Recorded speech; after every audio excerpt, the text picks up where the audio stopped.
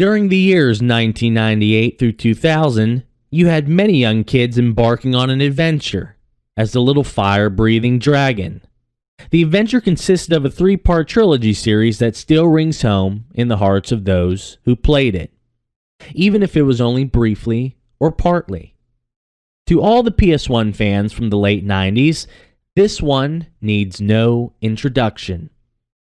The original Spyro Trilogy for the PlayStation 1 has a special place in my heart as the fond memories growing up are associated with the games. The first time I was introduced to Spyro 1, I was playing a PlayStation demo CD. Stumbling upon a game in which I played as a fire-breathing dragon was compelling at first glance. However, the game did not particularly keep my attention for too long. The story and plotline was very dry, so to speak. You felt alone in a world full of beautiful chaos. With very little character interactions besides a few sound bites here and there with the Elder Dragons, I couldn't get immersed enough to finish the game. Like, seriously, bro? I just fucking freed you. Why don't you help me out? You are like 10 times my size. Anyway, it was very difficult at times, and there just wasn't enough there for me to keep on keeping on. I was very young at the time, and it wasn't until I gave Spyro 2 a chance that I fell in love with the series. Spyro 2 Ripto's Rage was an amazing game.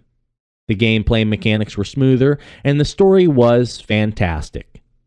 Now the game had a core cast of characters, and the villain, Ripto, was just perfect for the series. The graphics and soundtrack were beautiful as well. I remember just walking around certain levels, or homeworlds, just to get lost in the ambience. So many nostalgic feelings just thinking about this game. I remember waking up early on Sunday mornings, coming downstairs to the living room, playing a few levels of Spyro while my mom and dad were making breakfast. And after breakfast, we would resume and play Spyro together. Those were good times. And the third Spyro, Year of the Dragon, was another good advancement in the series. The gameplay and game engine are refined even more, and Spyro 3 even allows players to take control of other characters in the story. The plotline was very intriguing, and it gave a high-stakes type of feeling.